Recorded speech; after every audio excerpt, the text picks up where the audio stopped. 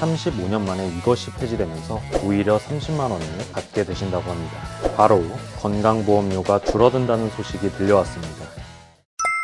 시니어 정보의 모든 것, 걱정 마음바 둘째 아들입니다. 우리가 아파서 병원이나 약국을 갈 때 큰 힘이 되는 제도가 있습니다. 바로 건강보험제도인데요. 건강보험에 들어놓으면 본인 부담금을 제외하고는 국가에서 대부분 의료를 보장해주기 때문에 대한민국 국민에게는 누구나 필요한 제도라고 볼 수 있습니다. 그런데 건강보험으로 인한 의료 재정 문제가 부각되면서 최근은 건강보험료를 더 납부해야 하는 추세로 정책이 바뀌어 왔습니다. 그런데 이번 소식은 조금 다릅니다. 35년 만에 이것이 폐지되면서 오히려 30만 원을 받게 되신다고 합니다. 이게 어떻게 된 영문인지 오늘 영상에서 속 시원히 말씀드리겠습니다. 정말 중요한 내용이니만큼 꼭 끝까지 시청해주시고 시작 전에 구독, 좋아요만 꼭 부탁드릴게요. 오늘의 걱정 마음바 지금 시작합니다.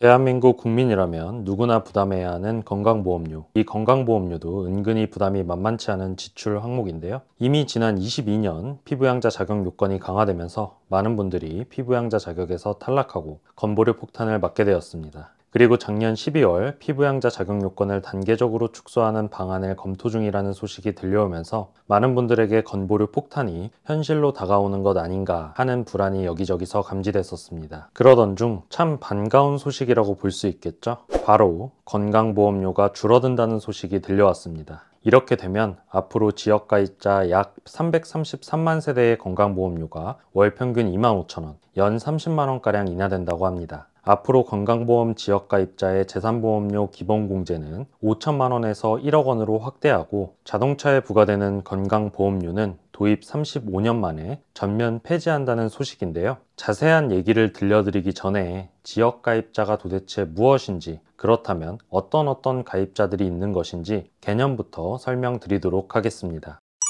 건강보험 가입자는 지역가입자, 직장가입자, 피부양자로 나뉩니다. 직장가입자는 월급을 받거나 금융소득이나 임대소득과 같은 월급 외 소득 일부에 대해 보험료를 납부합니다. 이때 사용자가 보험료의 절반을 부담하게 되죠. 그리고 피부양자는 직장가입자에게 생계를 의존하는 사람으로 보험료를 내지 않아도 되는 가입자입니다. 지역가입자는 근로자 없는 1인 사업자나 일용노동자, 특수고용직, 은퇴자 등으로 구성이 되어 있습니다. 그래서 피부양자에서 탈락하게 되면 이렇게 지역가입자로 전환이 되게 됩니다. 지역가입자 역시 건보료를 납부해야 합니다. 이제 자격이 이해되셨다면 다시 본론으로 돌아가 보도록 하겠습니다. 지난 6일 국무회의에서 국민건강보험법 시행령 일부 개정령안이 의결됨에 따라 보건복지부에서는 지역가입자의 재산과 자동차에 대한 건강보험료 부담이 2월분부터 확 줄어들 예정이라고 밝혔습니다. 먼저 재산보험료의 기본공제를 현행 5천만 원에서 1억 원으로 확대합니다. 이로 인해 재산보험료를 납부하는 지역가입자 353만 세대 중 330만 세대의 재산보험료가 평균 월 92,000원에서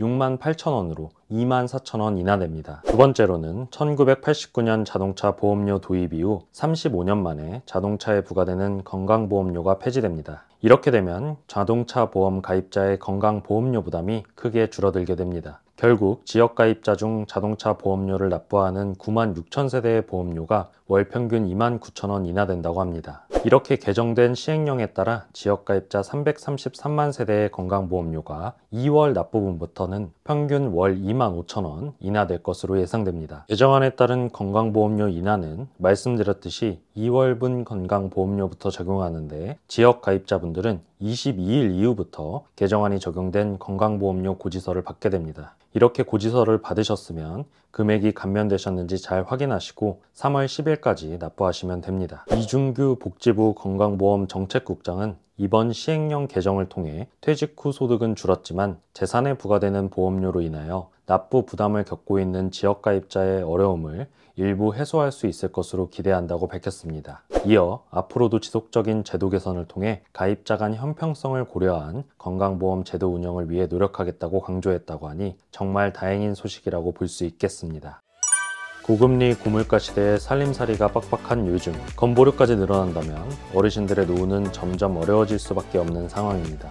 다행히 이번 건보료 개편안이 국무회의를 통과하면서 어르신들께 우호적인 방향으로 발표가 되었는데요. 덕분에 저희 걱정마 엄빠에서도 즐거운 마음으로 소식 전해드릴 수 있었던 것 같습니다.